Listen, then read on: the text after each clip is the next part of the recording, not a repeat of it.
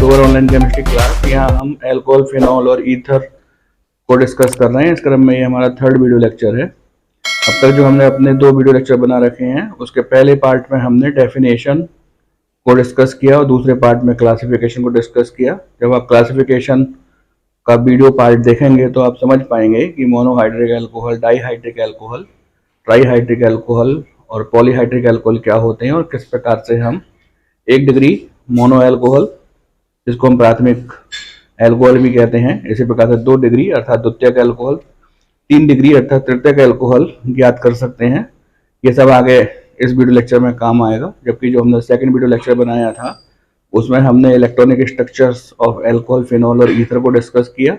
साथ ही वहां पर हमने physical property of alcohol, phenol और ईथर को डिस्कस किया। इस वीडियो लेक्चर में हम chemical properties of alcohol, phenol and ether को डिस्कस करेंगे। जैसे कि आप जानते हैं कि जो एल्कोहल और फिनॉल होते हैं उनको हम ROH या फिर ArOH सूत्र से प्रदर्शित करते हैं। यहाँ पर जो R है वो एल्काइल है और जब ये एल्काइल होता है तो ये एल्कोहल कहलाते हैं, और जब ArOH जो होते हैं ये फिनॉल को डिस्क्राइब करते हैं।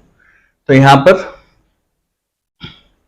जब हम एल्कोहल, फिनॉल और ईथर की केमिकल प्रॉपर्टीज को डिस्कस करेंगे तो हम उन केमिकल प्रॉपर्टीज को 3 भागों में क्लासिफाई कर सकते हैं। पहला जो क्लासिफिकेशन होगा वह है O और H के बीच बनने वाले बंध को तोड़ने से उत्पन्न रासायनिक अभिक्रियाओं का होगा। इसी प्रकार से हम यहाँ पर भी कह सकते हैं O और H के बीच बनने वाले बंध को तोड़ने पर जो रासायनिक गुण उत्पन्न होते हैं वह हमारा पहली कैटेगरी होगी। जबकि दूसरी कैटेगरी में हम कार्बन और ऑक्सीजन के बीच बनने वाले बंध को तोड़कर जो रासायनिक गुण होंगे उनको हम डिस्कस करेंगे। यहाँ पर यह बात समझने की है कि जो एल्कोहल और फिनॉल होते हैं वह O और H बॉन्ड के टूटने से उत्पन्न होने वाली रासायनिक अभिक्रियाओं को देते हैं, जबकि जो एल्कोहल होते हैं वो केवल कार्बन और ऑक्सीजन के बीच बॉन्ड टूटने से जो रासायनिक अभिक्रियाएं होती हैं केवल एल्कोहल ही देते हैं। फिनॉल इस प्रकार की अभिक्रियाएं नहीं देता। जबकि जो तीसरी कैटेगरी होगी वह एल्कोहल और फिनॉल की कुछ स्पेशल केमिकल प्रॉपर्टीज होंगी, जिसको हम तीसरी कैटेगरी में डिस्कस करेंगे। तो जैसे कि पहले भी बताया जा चुका है, ये जो आप वीडियो लेक्चर्स देख रहे हैं इनके PDF फाइल्स हमारे पास अवेलेबल हैं। आप इन PDF फाइल्स को कमेंट सेक्शन में कमेंट करके या फिर व्हाट्सएप ग्रुप पर मैसेज करके मंगवा सकते हैं। और जैसे कि पहले भी कहा गया था कि जब आप ये वीडियो लेक्चर देखें तो अपनी बुक और या हमारे PDF फाइल्स के जो नोट्स हैं वो आपने सामने रखें और दोनों को टैली करके अर्थात वीडियो लेक्चर को देख करके और बुक या PDF फाइल की सहायता से अपनी लैंग्वेज में अपने नोट्स बनाएं। जब आप इन नोट्स को बनाएंगे और अपने स्वयं के द्वारा इनके ऊपर इम्पोर्टेंट और मोस्ट इम्पोर्टेंट का निशान लगाएंगे तो जब आप इनका रिवीजन करेंगे तो इजीली आपको ये याद हो सकते हैं। जैसे कि पहले भी बताया जा चुका है कि यहाँ पर हम एल्कोहल और फिनॉल की केमिकल प्रॉपर्टीज को डिस्कस कर रहे हैं और हमने इनको 3 कैटेगरी में डिवाइड किया। वह रासायनिक अभिक्रियाएं जो कि O तथा हाइड्रोजन के मध्य बंध टूटने से होती हैं, इनको हम इस प्रकार से या फिर इस प्रकार से इंडिकेट कर सकते हैं। ये वाला बॉन्ड टूटेगा जब O और H के बीच बॉन्ड टूटेगा अर्थात H बाहर निकल जाएगा तो वह प्रोटॉन की भांति कार्य करेगा। आगे समझेंगे हम इसको। तो एल्कोहल और फिनॉल इस प्रकार की अभिक्रियाएं देते हैं। दूसरी कैटेगरी में वह अभिक्रियाएं जो कि कार्बन और ऑक्सीजन के मध्य बंध टूटने से उत्पन्न होती हैं। इसको मैं इस प्रकार से लिख रहा हूं, जो कि ये एल्कोहल है, ये वाला बॉन्ड यहाँ पर टूटेगा। फिनॉल इस प्रकार की अभिक्रियाएं नहीं देते हैं। ये बात भी हम आगे को अपने वीडियो लेक्चर में समझेंगे। और जो तीसरी कैटेगरी है वह है एल्कोहल तथा फिनॉल की विशिष्ट अभिक्रियाएं। तो फर्स्ट पार्ट को यहाँ पर हम डिस्कस करने का प्रयास करते हैं। तो ROH एल्कोहल को प्रदर्शित करता है, जबकि ArOH फिनॉल को प्रदर्शित करता है। यहाँ पर जो ये ऑक्सीजन एटम है इसके पास दो जोड़ी लोन पेयर अर्थात असहभाजित इलेक्ट्रॉन युग्म है। इसको हमने डिटेल से फर्स्ट वीडियो लेक्चर में समझाया है, electronic structures of alcohol and phenol. अभी यहाँ पे जो ऑक्सीजन एटम है ये अधिक विद्युत ऋणात्मक है। O और H के मध्य जो साझे के इलेक्ट्रॉन होंगे, शेयर पेयर ऑफ इलेक्ट्रॉन होंगे, वो अधिक विद्युत ऋणात्मक ऑक्सीजन की ओर को शिफ्ट हो जाएंगे और इस प्रकार से ऑक्सीजन परमाणु पर ऋणावेश आ जाएगा। ऐसा ही हम यहाँ पर फिनॉल के केस में भी कह सकते हैं कि फिनॉल का जो ऑक्सीजन परमाणु है वह ऋणावेशित हो जाएगा और प्रोटॉन ये बाहर निकाल देगा। तो हम यहाँ पर कह सकते हैं कि जो अल्कोहल और फिनॉल है ये नाभिक स्नेही के समान कार्य करते हैं। इसको अंग्रेजी में न्यूक्लियोफिलिक कहते हैं। न्यूक्लियोफिलिक ऐसे मॉलिक्यूल्स होते हैं जिन पर की इलेक्ट्रॉनों की अधिकता होती है और ये उन केंद्रों को पसंद करते हैं जिन पर की इलेक्ट्रॉनों की कमी होती है।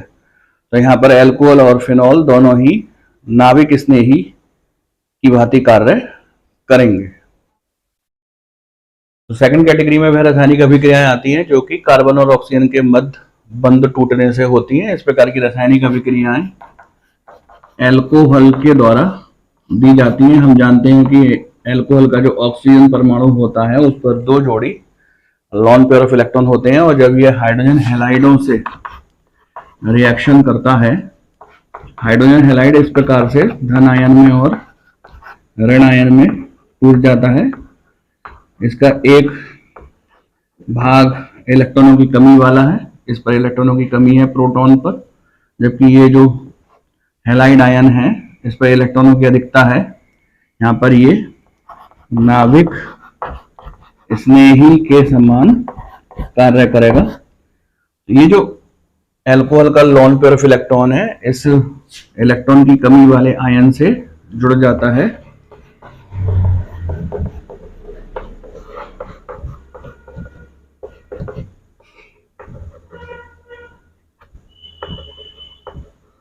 और इस प्रकार से ये इलेक्ट्रॉन स्नेही की भांति कार्य करता है। अभी इसका एक पार्ट जो है हाइड्रोजन हैलाइडों का एक पार्ट नाभिक स्नेही है, ये इलेक्ट्रॉन स्नेही से अभिक्रिया कर जाएगा, वाटर मॉलिक्यूल यहाँ पर निकल जाएगा RCH2 Br प्लस H2O। तो हम ये कह सकते हैं कि जो अल्कोहल होते हैं वह नाभिक स्नेही और इलेक्ट्रॉन स्नेही दोनों के समान कार्य करते हैं, जबकि जो फिनॉल होते हैं वह केवल नाभिक स्नेही के समान ही कार्य करते हैं। तीसरी कैटेगरी जो इसमें रासायनिक अभिक्रिया की है वह है अल्कोहल और फिनॉल की विशिष्ट अभिक्रियाएं। तो इन तीनों कैटेगरी के बेस पर हम आगे को इनकी केमिकल प्रॉपर्टीज की स्टडी करेंगे। आप जब इन केमिकल प्रॉपर्टीज को पढ़ें तो अपने सामने बुक या फिर PDF फाइल जरूर रखें। जो बुक है या जो PDF फाइल है वो इसी प्रकार से लिखी गई है। तो जब आप अल्कोहल और फिनॉल के रासायनिक गुणों को पढ़ें तो उन रासायनिक गुणों को तीन प्रकार से क्लासिफाई किया गया है। वह रासायनिक अभिक्रियाएं जो कि O और H के मध्य बंध टूटने से होती हैं, इनकी कुछ रासायनिक अभिक्रियाएं हैं जो हम आगे डिस्कस करेंगे। दूसरी कैटेगरी में वह रासायनिक अभिक्रियाएं आती हैं जो कि कार्बन और ऑक्सीजन के मध्य बंध टूटने से होती हैं। इस प्रकार की रासायनिक अभिक्रियाएं केवल अल्कोहल ही देता है। इनमें भी कुछ रासायनिक अभिक्रियाएं हैं जिनको हम आगे डिस्कस करेंगे। और तीसरी कैटेगरी है अल्कोहल और फिनॉल की विशिष्ट रासायनिक अभिक्रियाएं।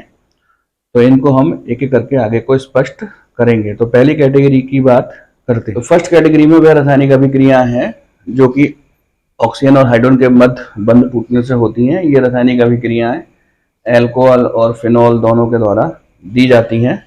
इनकी जो ऑर्डर ऑफ रिएक्टिविटी है, फिनॉल इन रासायनिक अभिक्रियाओं को बहुत तेजी से देते हैं। इसके उपरांत 1 डिग्री अल्कोहल्स, 2 डिग्री अल्कोहल्स और 3 डिग्री अल्कोहल्स में इस प्रकार की रासायनिक अभिक्रिया करने की दर सबसे कम होती है। तो इनकी जो ऑर्डर ऑफ रिएक्टिविटीज है, फिनॉल में सबसे अधिक, 1 डिग्री अल्कोहल में उससे कम, 2 डिग्री अल्कोहल में उससे कम और 3 डिग्री अल्कोहल में सबसे कम होती है। तो फर्स्ट कैटेगरी की जो पहली रिएक्शन है वो है reaction with reactive metals. Reactive metals जो होते हैं फर्स्ट और सेकेंड ग्रुप के मेटल्स होते हैं। जब अल्कोहल और फिनॉल फर्स्ट और सेकेंड ग्रुप के मेटल से रिएक्शन करते हैं तो हाइड्रोजन गैस निकाल देते हैं। ये इनकी एसिडिक नेचर को शो करता है। तो हम कह सकते हैं कि अल्कोहल और फिनॉल एसिडिक नेचर के होते हैं, क्योंकि जब ये एक्टिव मेटल्स फर्स्ट और सेकेंड ग्रुप मेटल्स से रिएक्शन करते हैं तो हाइड्रोजन गैस उत्पन्न करते हैं। जैसे कि आप सामने ग्रीन बोर्ड पर देख रहे हैं 2ROH प्लस 2M। यहाँ पर M जो है वो फर्स्ट और सेकेंड ग्रुप एलिमेंट है, 2ROM प्लस H2। यहाँ पर आप मेथिल अल्कोहल ले लीजिए और उसकी रिएक्शन सोडियम मेटल से करा दीजिए। इस प्रकार से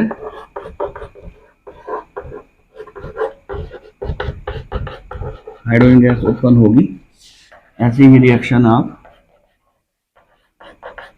एथिल अल्कोहल से कर सकते हैं, सोडियम एथोक्साइड बन जाएगा।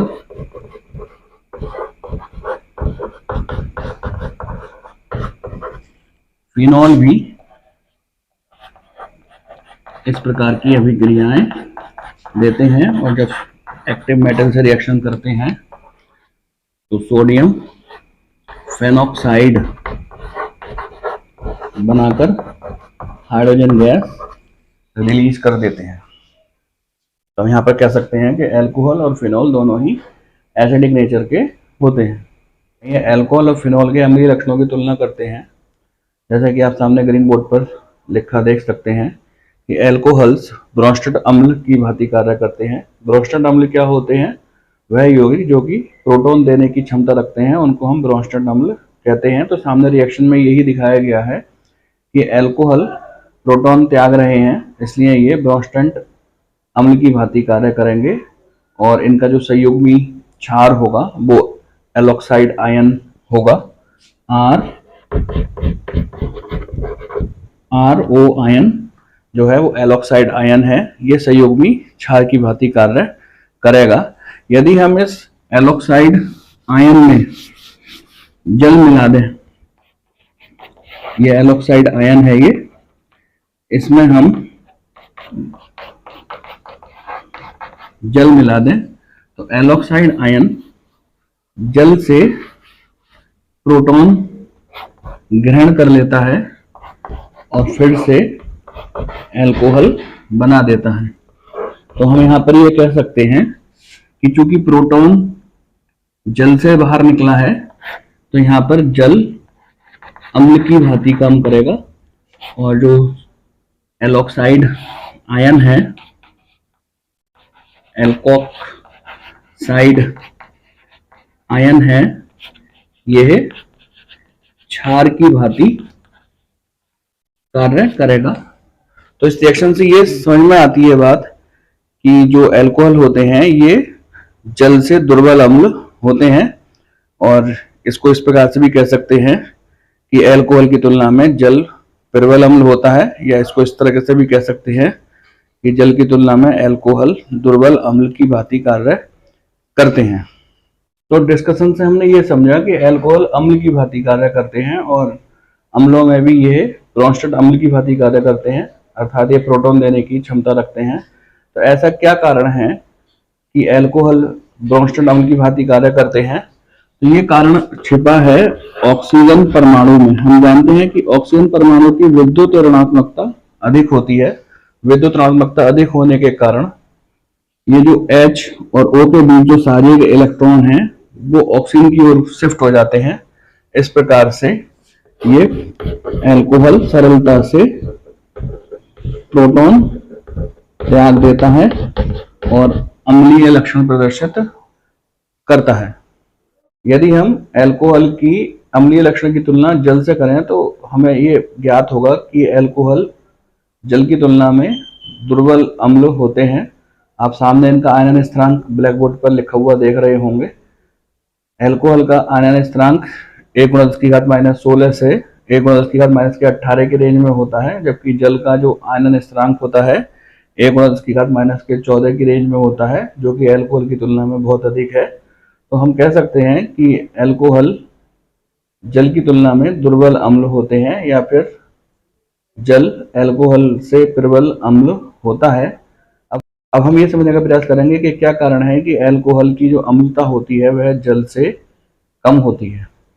तो अब तक हमने ये समझा कि अल्कोहल्स जल की तुलना में कम अम्लीय होते हैं।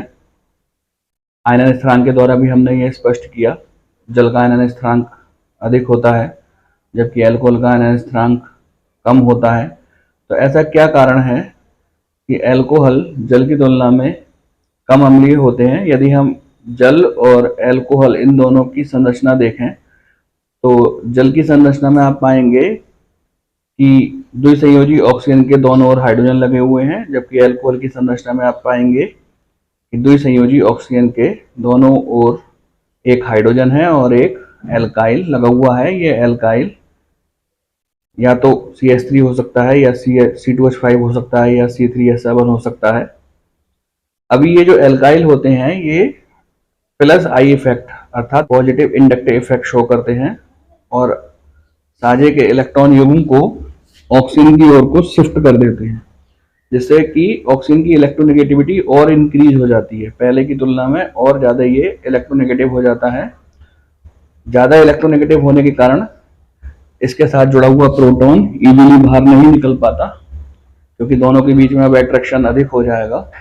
तो चूंकि प्रोटॉन इजीली बाहर नहीं निकल पाता है तो अल्कोहल हम कह सकते हैं कि कम अम्लीय होते हैं, जबकि जल के साथ ऐसा नहीं है। द्विसंयोजी ऑक्सीजन परमाणु के दोनों ओर हाइड्रोजन एटम लगे हुए हैं और hydrogen atom plus I effect इनका एल्काइल की तुलना में कम होता है। तो प्लस आई इफेक्ट कम होने के कारण जल के जो हाइड्रोजन परमाणु हैं वो प्रोटॉन के रूप में इजीली बाहर निकल जाते हैं, जबकि जो एल्काइल होते हैं वह प्लस आई इफेक्ट शो करते हैं और अपने और ऑक्सीजन के बीच के इलेक्ट्रॉनों को ऑक्सीजन की ओर को शिफ्ट करके ऑक्सीजन को और अधिक इलेक्ट्रोनेगेटिव कर देते हैं। ऑक्सीजन बहुत अधिक विद्युत ऋणात्मक हो जाता है।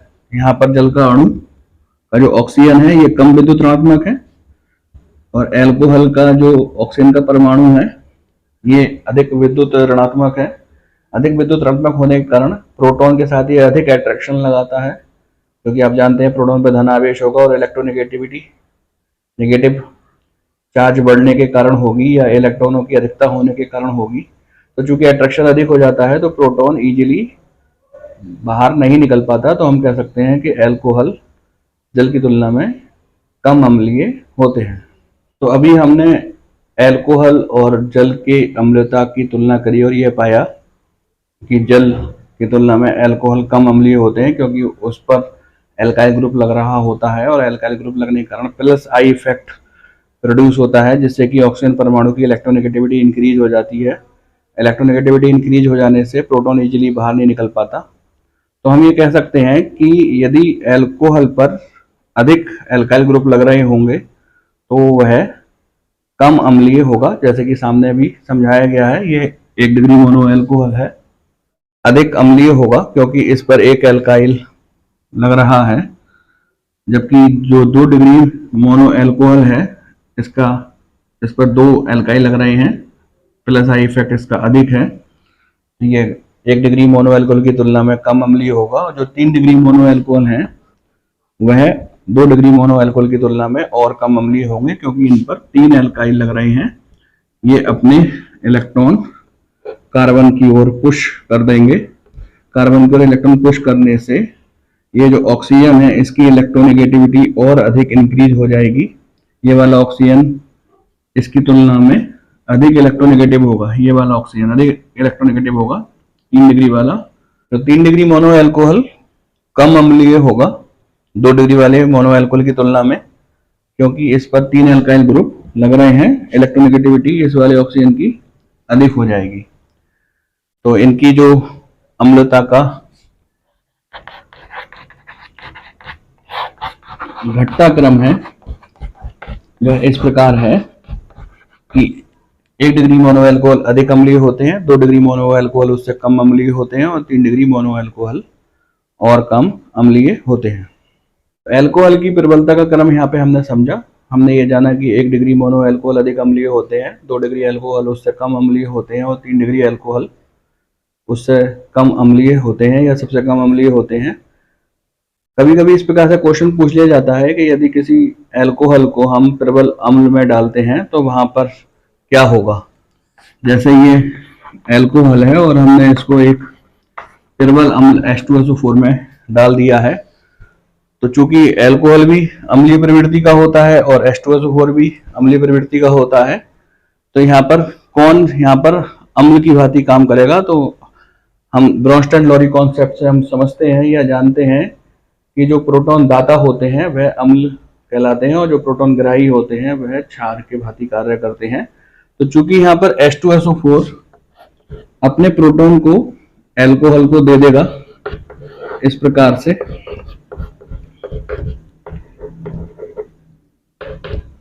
तो यहाँ पर जो एल्कोहल होगा ये क्षार की भांति कार्य कर रहा और जो H2SO4 होगा चूंकि इसने प्रोटॉन दान में दे दिया है और HSO4 आयन बनाया है, तो यहाँ पर H2SO4 अम्ल की भांति कार्य करेगा। तो विभिन्न प्रकार से हमने यहाँ पर एल्कोहल की अम्लता को समझा। सबसे पहले हमने डिस्क्राइब करने का प्रयास किया कि एल्कोहल अम्लीय होते हैं, फिर हमने ये समझने का प्रयास किया कि एल्कोहल जल की तुलना में कम अम्लीय होते हैं, फिर हमने ये समझने का प्रयास किया कि 1 डिग्री 2 डिग्री और 3 डिग्री मोनो एल्कोहल की अम्लता का क्रम क्या होगा। फिर हमने ये समझने का प्रयास किया कि यदि हम एल्कोहल को प्रबल अम्लों में डालेंगे तो उस समय कौन अम्ल की भांति काम करेगा और कौन क्षार की भांति काम करेगा। तो एल्कोहल के बारे में जितना अम्लीय लक्षण हमको पढ़ना था वो हमारा टॉपिक कंप्लीट हो गया है। अब हम फिनॉल की अम्लता के बारे में पढ़ेंगे और उसका कंपेयर उसकी तुलना हम एल्कोहल से करेंगे। आइए फिनॉल और एल्कोहल के अम्लीय लक्षणों की तुलना करते हैं। पिछले वीडियो से हम ये तो समझ चुके हैं कि फिनॉल और एल्कोहल दोनों ही अम्लीय लक्षण प्रदर्शित करते हैं और हमने इसको एक एक्सपेरिमेंट से भी प्रूफ किया था कि जब हमने फिनॉल और एल्कोहल की रिएक्शन किसी एक्टिव मेटल्स अर्थात फर्स्ट या सेकंड ग्रुप एलिमेंट से कराई तो क्रमशः एल्कोहल से अभिक्रिया करके सोडियम एल्कोक्साइड बना और हाइड्रोजन गैस निकली, फिनॉल से अभिक्रिया करके सोडियम फेनॉक्साइड बना और हाइड्रोजन गैस निकली। तो ये जो हाइड्रोजन गैस निकलने का क्रम है ये दोनों की अम्लीय लक्षण को प्रदर्शित करता है। अब प्रश्न ये उठता है कि फिनॉल और एल्कोहल में से कौन अधिक अम्लीय है। तो हम इसको दो तथ्यों पर समझ सकते हैं।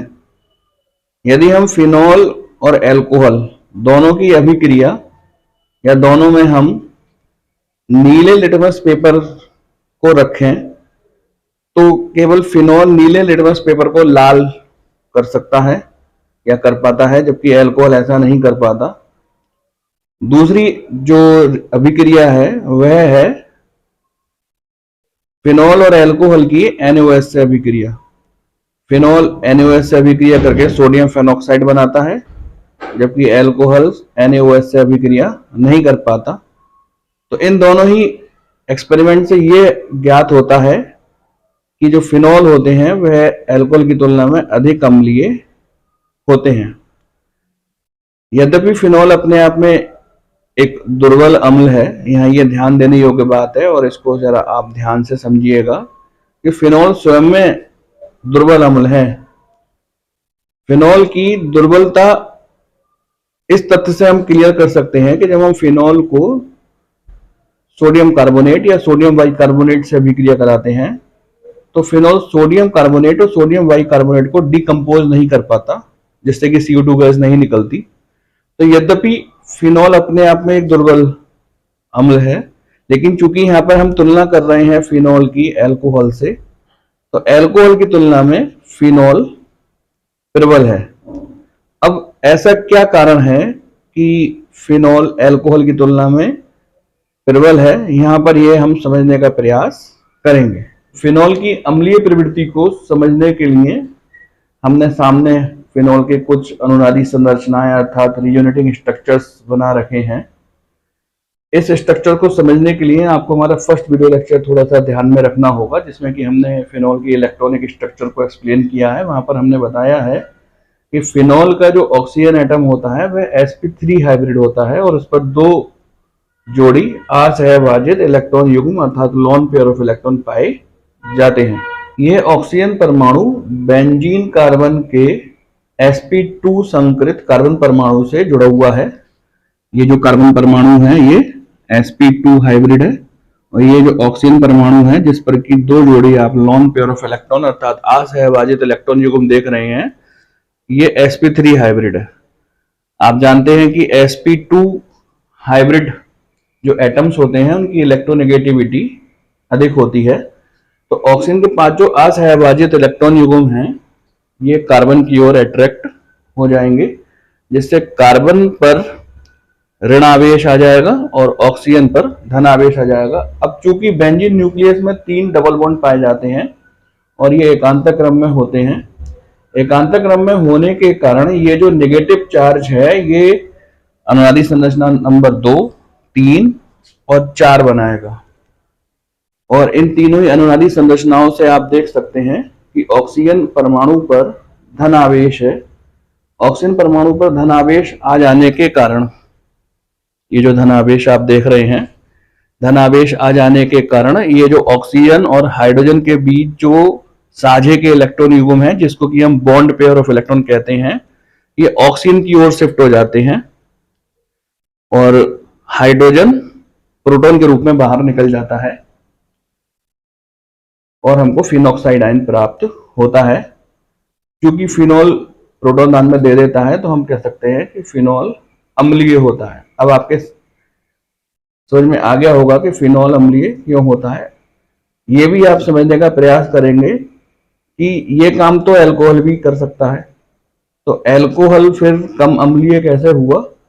तो ये जो रीजन है ये इसके फिनॉक्साइड आयन में छिपा हुआ है। अब हम फिनॉक्साइड आयन की संरचना बनाने का प्रयास करते हैं। तो सामने ग्रीन बोर्ड पर आप फिनॉक्साइड आयन की अनुनादी संरचनाएं बनी हुई देख रहे होंगे, जिसको मैंने 6, 7, 8, 9, 10 रोमन नंबर्स में प्रदर्शित किया है। फिनॉक्साइड आयन फिनॉल की तुलना में अधिक स्टेबल होते हैं। इनकी स्टेबिलिटी का रीजन इनके पास पाया जाने वाला नेगेटिव चार्ज है। अगर हम संरचना नंबर 6 से लेकर के 10 तक देखें तो नेगेटिव चार्ज सभी के पास उपस्थित है। तो चूंकि ये केवल नेगेटिव चार्ज रखते हैं इसलिए ये फिनॉल की तुलना में अधिक स्टेबल है। जबकि यदि हम फिनॉल की बात करें तो फिनॉल की संरचना नंबर 2, 3 और 4, इसमें आप पॉजिटिव चार्ज भी देख रहे होंगे और नेगेटिव चार्ज भी देख रहे होंगे। पॉजिटिव चार्ज और यहाँ पर ये नेगेटिव चार्ज, पॉजिटिव चार्ज और ये नेगेटिव चार्ज। तो चूंकि फिनॉल में पॉजिटिव चार्ज और नेगेटिव चार्ज दोनों उपस्थित होते हैं इसलिए फिनॉल फिनॉक्साइड आयन की तुलना में कम स्थायी होते हैं।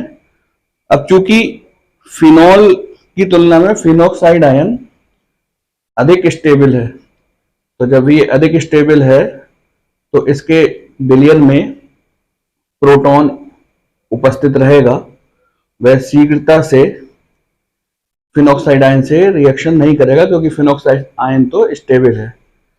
जबकि अगर हम अल्कोहल की बात करें तो वहां पर जो हमें एल्कोक्साइड आयन मिलता है वो रिजोनेटिंग स्ट्रक्चर शो नहीं करता। रिजोनेटिंग स्ट्रक्चर शो नहीं करने के कारण वो कम स्टेबल होता है और शीघ्रता से प्रोटॉन से रिएक्शन कर जाता है। तो हम कह सकते हैं कि फिनॉल अल्कोहल की तुलना में अधिक अम्लीय होते हैं क्योंकि इसका जो फिनॉक्साइड आयन है वह ज्यादा स्टेबल होता है क्योंकि उसकी अधिक रिजोनेटिंग स्ट्रक्चर्स या अनुनादी संरचनाएं होती हैं। तो देखिएगा जो काम अल्कोहल कर रहा है प्रोटॉन देने का, वही काम फिनॉल भी कर रहा है प्रोटॉन देने का। लगता है ऐसा है कि दोनों को समान रूप से अम्लीय लक्षण प्रदर्शित करना चाहिए, लेकिन ऐसा नहीं होता है। फिनॉल अल्कोहल की तुलना में अधिक अम्लीय होते हैं। तो इसका जो रीजन है वो इसके फिनॉक्साइड आयन में छिपा हुआ है। फिनॉक्साइड आयन 6 से लेकर के 10 तक की अनुनादी संरचना बनाता है और स्टेबल हो जाता है। ये काम एल्कोक्साइड आयन नहीं कर पाता, वो है स्टेबल नहीं होता है। जब स्टेबल या स्थायी नहीं होगा तो प्रोटॉन से रिएक्शन कर जाएगा, यानी कि सॉल्यूशन में प्रोटॉन उपस्थित नहीं होगा। जबकि फिनॉल के सॉल्यूशन में फिनोक्साइड आयन की स्टेबिलिटी के कारण ये प्रोटॉन उपस्थित होगा। यही कारण है कि फिनॉल अल्कोहल की तुलना में अधिक अम्लीय होते हैं। तो बोथ पॉइंट ऑफ व्यू से एक इंपॉर्टेंट क्वेश्चन है, लॉजिकल क्वेश्चन है, पेपर में काफी बार आया है कि क्या कारण है कि फिनॉल अल्कोहल की तुलना में अधिक अम्लीय होते हैं। तो आप इसको इस प्रकार से डिस्क्राइब कर सकते हैं। एक छोटे से इंपॉर्टेंट टॉपिक की ओर डिस्कस करते हैं, की ओर बढ़ते हैं। फिनॉल में उपस्थित प्रतिस्थापी समूह के द्वारा उसकी अम्लता पर क्या प्रभाव पड़ेगा। यदि हम फिनॉल में कोई ग्रुप जोड़ देते हैं, जैसे कि nitro group, amine group, cyanide group, halogen group, तो इस प्रकार से प्राप्त जो यौगिक होगा उसकी अम्लता फिनॉल की तुलना में अधिक होगी या कम होगी। ये इस टॉपिक को एक्सप्लेन करने का उद्देश्य है। तो जैसे कि हम समझ चुके हैं कि फिनॉल की जो अम्लता है वो फिनॉक्साइड आयन पर डिपेंड करती है। फिनॉक्साइड आयन बहुत अधिक रियूनेटिंग स्ट्रक्चर शो करता है, जिससे कि वो स्टेबल हो जाता है। यदि कोई सब्स्टिट्यूएंट या प्रतिस्थापी समूह इस प्रकार का हो कि वह फिनॉक्साइड आयन की रियूनेटिंग स्ट्रक्चर्स में वृद्धि कर दे, उसकी अनुनादी संरचनाओं की संख्या में वृद्धि कर दे, तो निश्चित ही वह पहले से अधिक स्थायी हो जाएगा और इस प्रकार सब्स्टिट्यूएंट लगे हुए फिनॉल की अम्लता में वृद्धि हो जाएगी। और यदि कोई सब्स्टिट्यूएंट इस प्रकार का है जो कि फिनॉक्साइड आयन की अनुनादी संरचनाओं की संख्या में कमी कर देता है, उनकी संख्या घटा देता है, तो चूंकि अनुनादी संरचनाओं की संख्या में कमी हो जाएगी तो स्टेबिलिटी फिनॉक्साइड आयन की कम हो जाएगी। और जब फिनॉक्साइड आयन की स्टेबिलिटी कम हो जाएगी तो इस प्रकार लगा हुआ जो सब्स्टिट्यूएंट होगा वो फिनॉल की अम्लता को भी घटा देगा। यदि फिनॉल में कोई ऐसा ग्रुप लगा हुआ है जो कि इलेक्ट्रॉन विथड्रॉइंग ग्रुप है, इलेक्ट्रॉन को अपनी ओर खींच लेता है, या हम इसको कह सकते हैं कि माइनस आई इफेक्ट उत्पन्न करने वाला ग्रुप है, तो ऐसे ग्रुप फिनॉल की अम्लता में वृद्धि कर देते हैं, क्योंकि वह फिनॉक्साइड आयन के रियूनेटिंग स्ट्रक्चर्स में वृद्धि कर देते हैं। फिनॉक्साइड आयन अधिक स्टेबल हो जाता है और इस प्रकार सब्स्टिट्यूएंट लगे हुए फिनॉल को हम फिनॉल से अधिक अम्लीय कह सकते हैं। ये ग्रुप सामने लिखे हुए हैं। NO2 ग्रुप हो सकता है, जैसे नाइट्रो ग्रुप कहते हैं, CN ग्रुप साइनाइड ग्रुप हो सकता है, या फिर हेलोजन ग्रुप ClBrI के लगने से फिनॉल की अम्लता में वृद्धि हो जाती है। यहाँ ये बात ध्यान रखने योग्य है कि यदि मेटा पोजीशन पर ये ग्रुप लग रहे होते हैं तो फिनॉल की अम्लता में अधिक वृद्धि होती है, जबकि ऑर्थो पोजीशन पर यदि ये ग्रुप लग रहे होते हैं तो थोड़ी सी वृद्धि मेटा से कम होती है।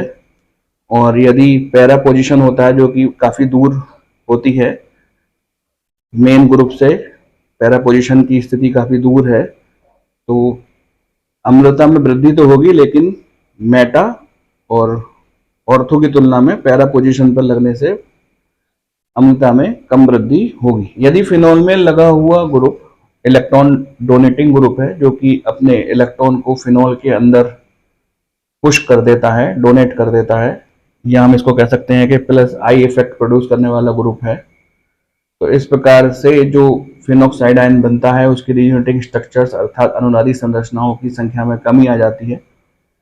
और जब अनुनादी संरचनाओं की संख्या में कमी आ जाएगी, स्टेबिलिटी डिक्रीज हो जाएगी। स्टेबिलिटी के डिक्रीज होने से अम्लता भी घट जाएगी। तो हम कह सकते हैं कि यदि सब्स्टिट्यूएंट के रूप में फिनॉल पर प्लस आई इफेक्ट प्रोड्यूस करने वाला ग्रुप, ये सामने ग्रुप लिखे हुए हैं, NH2 ग्रुप, अमीन ग्रुप या एल्काइल ग्रुप या OH ग्रुप लगा हुआ है, तो इस प्रकार सब्स्टिट्यूएंट वाले फिनॉल की अम्लता में कमी आ जाएगी।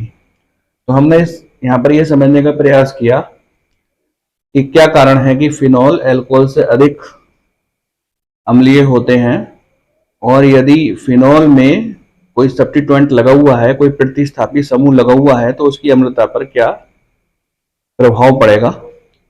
जो हमारा मेन टॉपिक है वो आप सामने ग्रीन बोर्ड पर लिखा हुआ देख रहे हैं।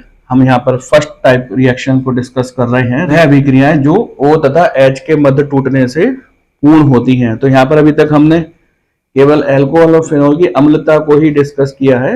आगे जो रिएक्शंस हैं उनको हम आगे के वीडियो में डिस्कस करेंगे। तो नेक्स्ट रिएक्शन है रिएक्शन विद कार्बोक्सिलिक एसिड। इसको हम एस्टीकरण अभिक्रिया या फिर एस्टरिफिकेशन रिएक्शन भी कहते हैं। जब हम कार्बोक्सिलिक समूह रखने वाले यौगिक की अभिक्रिया अल्कोहल से कराते हैं तो एस्टर बनते हैं, जैसा कि आप सामने ग्रीन बोर्ड पर देख सकते हैं। RCOOH प्लस R-OH ये कार्बोक्सिलिक समूह रखने वाला यौगिक है, ये अल्कोहल है। यहाँ पर O और H के बीच जो बनने वाली बॉन्ड है वह टूट जाएगी और एस्टर RCOOR- का निर्माण होगा और साथ में जल भी बनेगा। ये रिएक्शन उत्क्रमणीय अभिक्रिया के रूप में होती है, अर्थात ये अग्र दिशा में भी हो सकती है और पश्च दिशा में भी हो सकती है। ये केवल अग्र दिशा में ही हो, इसलिए इसमें हम थोड़ा सा सांद्र H2SO4 मिला देते हैं, जिससे कि अभिक्रिया की दर केवल अग्र दिशा में ही होती है, अर्थात ये केवल आगे की ओर ही होगी। इरिवर्सिबल रिएक्शन अर्थात अनुत्क्रमणीय अभिक्रिया के रूप में कंप्लीट होगी। इंपोर्टेंट रिएक्शन है, अनेक बार आपको ये बुक में मिलेगी। जब आप कार्बोक्सिलिक समूह वाले यौगिक पढ़ेंगे तो वहां पर भी इसको स्टडी करेंगे, और जब आप एस्टर पढ़ेंगे तो वहां पर भी इसका अध्ययन करेंगे। तो इसको अपनी कॉपी में इसी प्रकार से लिख लीजिएगा। एस्टीकरण अभिक्रिया की जो खास बात है वह है कि एस्टर के साथ जल भी बनते हैं। नेक्स्ट रिएक्शन है रिएक्शन विद एसिड क्लोराइड और एसिड एनहाइड्राइड। जब एसिड क्लोराइड और एसिड एनहाइड्राइड अल्कोहल से अभिक्रिया करते हैं तो एस्टर बनते हैं, लेकिन ये अभिक्रिया एस्टीकरण नहीं कहलाती है। एस्टीकरण अभिक्रिया भी हमने पीछे समझी है, उसमें हमने ये जाना कि एस्टीकरण अभिक्रिया में एस्टर और जल बनते हैं।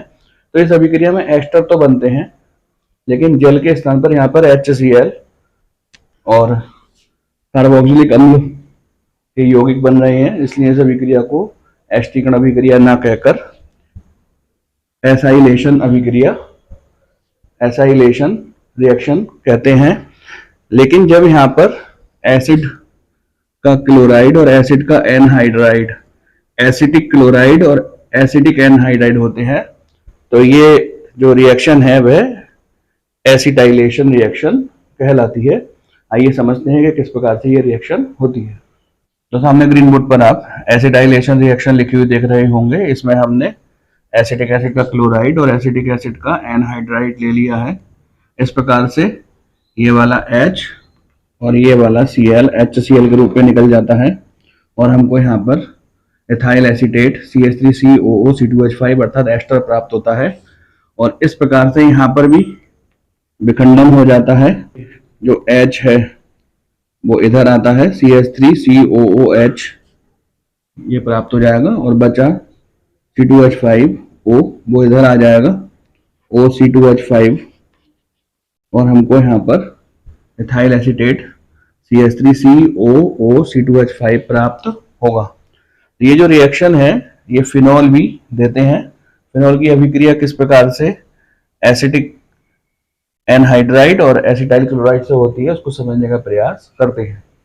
तो फिनॉल किस प्रकार से एसिटाइल क्लोराइड और एसिटिक एनहाइड्राइड से अभिक्रिया करता है वो आप सामने ग्रीन बोर्ड पर लिखा हुआ देख रहे होंगे। सेम पैटर्न है बिल्कुल, जिस प्रकार से अल्कोहल एसिटाइल क्लोराइड और एसिटिक एनहाइड्राइड से अभिक्रिया करते हैं, फिनॉल भी उसी प्रकार से एसिटाइल क्लोराइड CH3COCl और एसिटिक एनहाइड्राइड से रिएक्शन करता है। बस एक ही डिफरेंस है कि ये रिएक्शन किसी बेस अर्थात क्षार की उपस्थिति में होती है। क्षार के रूप में, बेस के रूप में हम प्रीडीन का यूज करते हैं और ये रिएक्शन इजीली अग्र दिशा में हो जाती है। तो यहाँ पर हमने ए पोर्शन की तीसरी रिएक्शन को पढ़ा, जिसमें हमने reaction with acid chloride and anhydride की अभिक्रिया अल्कोहल और फिनॉल के बारे में स्टडी की, और उनमें जो मेन डिफरेंस है वो है बेस का होना। फिनॉल से जब ये रिएक्शन करते हैं तो यहाँ पर हम क्षार की उपस्थिति में ये अभिक्रिया कराते हैं, जबकि अल्कोहल सेम बिना किसी क्षार या किसी अम्ल की उपस्थिति में ही अभिक्रिया कर जाते हैं। जो फर्स्ट पोर्शन है या ए पोर्शन है, जो कि आप ऊपर लिखा हुआ देख सकते हैं, अल्कोहल और फिनॉल की वह अभिक्रियाएं जो कि O तथा H के मध्य बंध टूटने से होती है, उसकी जो लास्ट रिएक्शन है वह है reaction with Grignard reagent. Grignard reagent शब्द या अभिकर्मक ये पहले पीछे कई बार आ चुका है। RMGX सूत्र के यौगिक ग्रिग्नार्ड अभिकर्मक कहलाते हैं। एल्कोहल और फिनॉल दोनों ही ग्रिग्नाल्ड अभिकर्मक से अभिक्रिया कर जाते हैं और एल्केन प्राप्त होता है।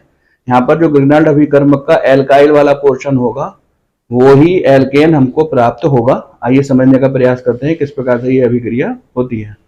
तो जैसे कि सामने आप ग्रीन बोर्ड पर देख रहे हैं, ये एल्कोहल और ये ग्रिग्नाल्ड रिएजेंट। ग्रिग्नाल्ड रिएजेंट का जो एल्काइल पोर्शन है वह एल्कोहल और फिनॉल के हाइड्रोजन से रिएक्शन करके एल्केन देगा। यहाँ पर यदि हम C2H5OH लेकर अभिक्रिया CH3MgBr से कराते हैं तो एल्केन के रूप में हमको ये वाला पोर्शन अर्थात CH4 प्राप्त होगा प्लस C2H5OMgBr। इसी प्रकार से यदि हम यहाँ पर एल्कोहल ले लें C6H5OH और उसकी हम ग्रिग्नाल्ड अभिकर्मक C2H5MgBr से रिएक्शन कराएं और इसका जो एल्काइल वाला पोर्शन है C2H5 वह इस हाइड्रोजन से अभिक्रिया कर जाएगा और हमको C2H6 अर्थात एथेन प्राप्त होगा प्लस C6H5OMgBr। C6H5OMgBr इस प्रकार से ये रिएक्शन होगी। तो इस प्रकार ये वीडियो लेक्चर यहाँ पर कंप्लीट होता है।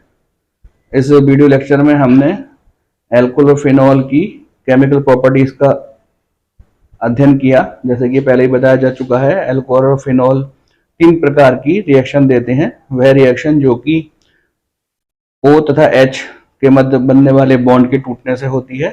दूसरी रिएक्शन जो कि कार्बन और ऑक्सीजन के मध्य बनने वाले बंध के टूटने से होती है।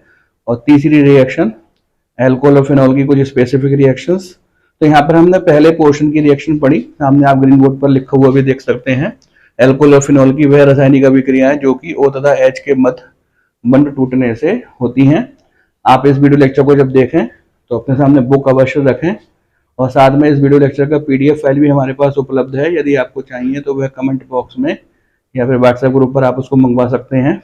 वीडियो लेक्चर देखते समय आप अपनी बुक और या हमारे PDF फाइल्स के नोट्स अपने सामने रखें और अपनी लैंग्वेज में अपनी राइटिंग में सुंदर सुंदर नोट्स बनाएं। इम्पोर्टेंट और मोस्ट इम्पोर्टेंट का निशान लगाते हुए चलें उसके ऊपर, जिससे कि आपको रिवीजन में आसानी हो। यदि आपको कोई कठिनाई या परेशानी महसूस होती है तो आप उसको कमेंट बॉक्स में या फिर व्हाट्सएप ग्रुप पर पूछ सकते हैं।